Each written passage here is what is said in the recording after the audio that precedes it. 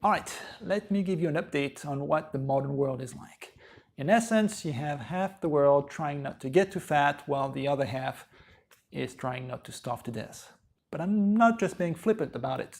There is indeed a huge gap between the richest country in the world and the poorest, one where an average citizen in a rich country would be about 100 times as rich as the average citizen of a poor country. How come? How did we get there? Was it always like that in world history? These are the answers that we will try to get today.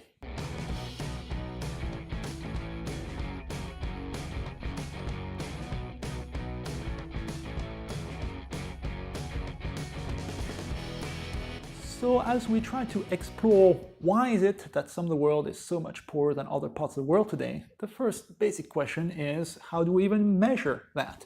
Obviously, you know that when you go to a poor country and you see hungry children in the street and there's no running water and there's a slum, it is definitely poorer than if you went to a rich country like, I don't know, it's Switzerland, and everything was sparkling clean and obviously quite rich. But what if you were an economist trying to put a dollar figure on that? Well, the main tool that you would use would be something called the gross domestic product, or GDP, which is in essence how much a country produces in a given year. So you take a country like the United States and you say how many bushels of rice do people in agriculture produce, and you multiply it by the price per bushel of rice. Then you move on to industry, count how many cars, you multiply it by the value of each car. Then you move on to mining and see how many barrels of oil are produced times the price of a barrel of oil. And you even do that for services, things like what I do today, being a history teacher. That also has a value under the label of services, and that is counted by economists. And once you add up all of that, agriculture, mining, industry, services, you end up with a gigantic figure in the trillions of dollars, and that's the total output for the United States in a given year, the GDP. A very important figure because you track it year after year, and hopefully things grow. And whenever the GDP is 2% higher than the year before, you say the US had 2% economic growth. And normally that's what you want year after year. If on the other hand, the GDP contracts from year to year, then you speak of a recession, that the value of output went down by, I don't know, 1%. And if things go very badly and the output goes down by 20, 30%, then you have, well, the Great Depression of the 1930s. Obviously, if you compare the United States to, say, Switzerland, the output of the US will be greater than Switzerland because, well, Switzerland is a much smaller country. So to make things comparable, to not compare apples to oranges, what you do is you divide the GDP of a country by the number of people in that country, and that is called the GDP per capita, per head. And that's the main figure that you use to compare one country to the other. Generally, in a rich country, the GDP per capita would be roughly in the neighborhood of $50,000 per person per year. In a very poor country, it would be about $500 per person per year. And that's where you get the ratio 100 to 1 that I mentioned in the introduction. Just to put that in perspective, there are 365 days in a year. So if you make $500 a year, that means you live on $1 or $2 a day, and that's an average in the country. Some people live on less than that. So you're really plumbing the depths of absolute poverty, where you go to McDonald's and order the cheapest thing on the menu and have like just, I don't know, one order of small fries. Well, by doing so, you would spend the daily GDP, the daily income of a poor person in a very poor country. So absolute, utter poverty. The GDP is a useful indicator, but it's not perfect. You could conceivably have a country like, say, Switzerland that produces pharmaceuticals, chocolates, and watches, right? That's what they do. And all these are useful things for the world, so it's great to count them. But you could imagine the anti-Switzerland, a country that would only produce chemical weapons and torture devices and all sorts of horrible things. Well, all these have a dollar value and they count. And you imagine that one is better than the other. Or to put it differently, let's say you go to college today and you just take your car and get there and go to your classes, and that's it. Not much GDP was produced. If, on the other hand, your car goes into trouble, you have an accident with somebody else, you total your car and that of 2 other people, and they get sent to the hospital for months, and then you get sued, as you do in the US, well, you end up with a gigantic bill where you have to replace the cars and buy new ones and pay hospital bills and pay lawyer bills, and all this gets counting as a part of the GDP, and that morning might be $1 million morning in terms of the output that eventually gets produced. But you imagine that obviously it would have been better if nothing bad had happened. So that's the problem with GDP. It counts everything, whether it's good or bad. It also does not account for inequality. You could imagine conceivably a country where 1% of the population would be making billions of dollars a year, immensely rich, and 99% of the population would be making $1 a year, absolute utter poverty. And as an economist, you would just add up everything, do a division, and say, well, on average, people in this country make $60,000 a year. Obviously, it's not a rich country. Only a handful of people are very rich. Most people are living in utter poverty. While the GDP does not account for that, it does not account for inequality. So for that reason, economists at the UN in the 70s developed an alternate model that they call the Human Development Index, or HDI for short, which is about trying to account for other factors beyond just the raw dollar figure of the GDP. Look at the life expectancy in a country, how many people have access to clean water, how many doctors per 100 inhabitants. So a more social indicator that doesn't tell you just a raw dollar figure like the GDP does, but also how well people live and how well that wealth is distributed. So if you use either the GDP per capita or the HDI and try to represent it using maps, and that's what we have here. The GDP per capita would indicate to you that some of the richest areas in the world would be in North America, US, Canada, Western Europe, especially Northwestern Europe, Britain, France, Germany, Scandinavia, some parts of East Asia like Japan, South Korea, Taiwan, Singapore, parts of Pacific like Australia, New Zealand, some pockets in the Middle East like say Kuwait or Saudi Arabia. At the other extreme, where you have like $1,000 per person per year, would be basically the heart of Africa, basically like the Congo, a good deal of South America like India or Bangladesh, Afghanistan. So that's the GDP per capita, which you could also represent in a different way using that map, which is the map as seen by economists, where the area of the country is not based on how big the country is, but how large its economy is. And so you have fairly small countries with a big output, like those in Western Europe, that suddenly look very, very big because they are rich and you have a lot of people. Some other countries like Australia, Russia, Canada, they're not poor, but they have a very small population, so their output is nowhere compared with the size that they occupy on the map. And then you have areas like Africa that have a significant population, but it's very poor, and so economically as if it did not exist. So that's the world that's seen through the eyes of economists, and that gives you a sense of how unequal things are today. Or another way to transcribe the same data would be to look at this map, which is a world seen at night. If you had pictures taken from the International Space Station in space, and you try to do it on a clear night when there is no clouds, and then as you went around the world, whenever it's night in a given spot of the world, and you composited all these images together, and you ended up with that hypothetical image of the entire world at night without cloud cover, that's what you would see. And basically shows you where people have turned on the light, which is a very simple thing, but it's a good proxy for development, because it will tell you where people are living, and people who are rich enough that they can leave the lights on at night and waste electricity. So a lot of rich people, that's wherever you see the lights. And it gives you kind of the same indicator, North America, Western Europe, East Asia, parts of the Middle East are rich, and other places are extremely poor, like say the central part of Africa, where you have people living, but too poor to have electricity 24 hours a day. It's very dramatic when you look at specific spots, like say the Korean Peninsula, where you have two countries, North and South Korea, that are quite similar in terms of how many people they have, the area that they control, but the economic development is not quite the same. North Korea has embraced the failed communist model and is extremely poor, in fact came close to starvation in the 90s, whereas South Korea has gone forward by leaps and bounds since the 1950s. So if you look at the lights, Southern Korea is a washing light and North Korea just has a pale flickering dot wherever Pyongyang is. Or if you go back to the other map based on the size of the economy, South Korea is huge, North Korea is pretty much non-existent. What about that other indicator that I mentioned, the HDI? Well, the results are fairly similar, I must say, in the sense that you still have rich areas in North America, Europe, parts of East Asia and the Pacific, kind of the usual suspects, and poor areas in Central Africa. The results from the GDP and the HDI are not that different. Except around the margin in some cases. You take a country like Cuba, for example, that is rather poor, but it has a decent educational system and a decent healthcare system, and so its HDI ranking will be surprisingly high. By contrast, the US, which is very rich, but has a very unequal healthcare system, will have surprisingly poor health indicators, so the US will rank a bit lower in the HDI. or some countries in the Middle East that might have a lot of oil money, but also treat their immigrant population poorly or their female population poorly, their HDI will be lower than you would expect. But beyond that, it's kind of the same story. So now you know, in the world you have rich countries and you have poor countries, to which you might respond, yeah, duh, I knew it. Well, it was not always that obvious in history.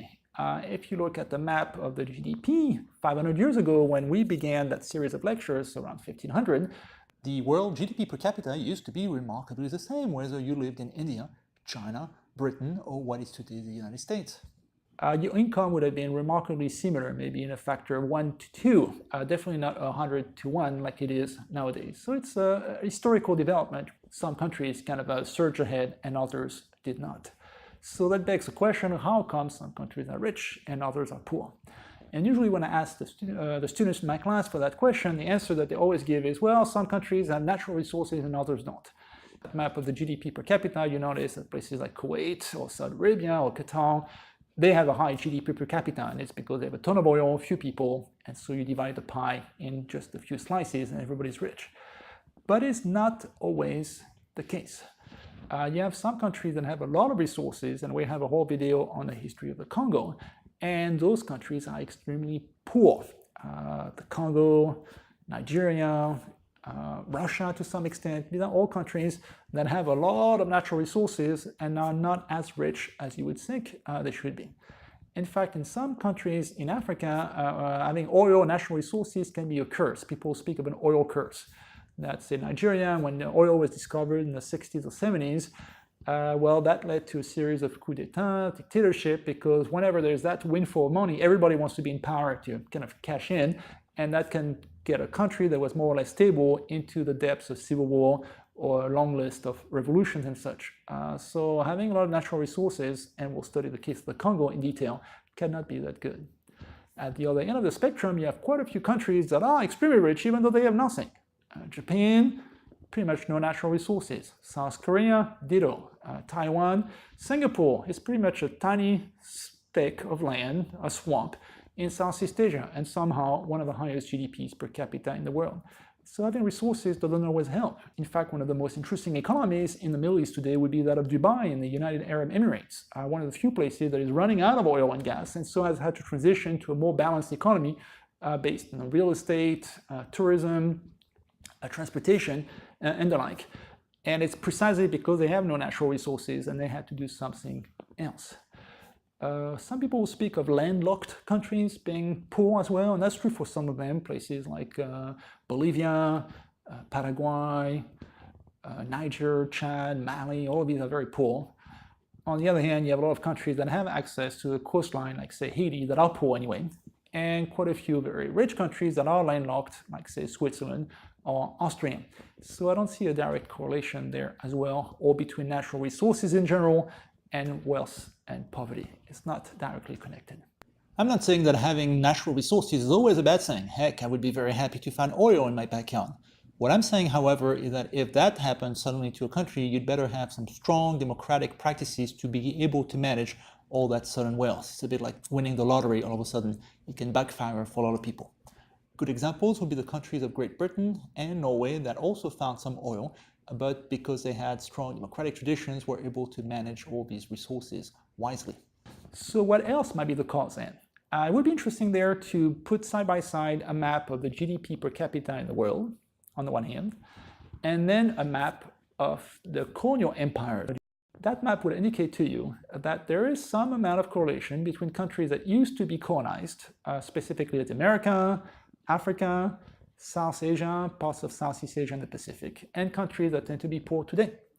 And conversely, countries that used to be colonizing powers, France, Belgium, Britain, the Netherlands, tend to be quite rich. So that would lead to one potent theory, which is called the colonial legacy theory, that would say that the poverty of today in some countries is a result of colonial exploitation in the past. And in the class, we've studied a number of countries, like say Haiti, that suffered a lot under Spanish rule, French rule, later American rule, and you could draw an argument saying, and we'll look at that in more detail when we have a video about Haiti per se, how one would connect to the other. Or you could do that with the Congo, another country that was a former colony of Belgium in that case, and we'll also have a video showing all the links in which the past exploitation of the Congo might potentially have led to poverty today. And that's called the colonial legacy theory today, which is quite popular specifically in former colonies because it's kind of a useful way to explain why you're poor. It's the fault of the former colonial power.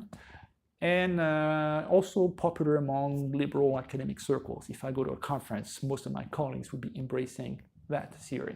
Some scholars will be going one step further and say that the colonial legacy is still the case even after independence, that many countries in Africa would be independent around 1960, but somehow after independence it got locked in what would be called the dependency relationship, where they might be politically independent, but economically nothing has changed, because they're still producing raw materials or whatever they were stuck producing in colonial times.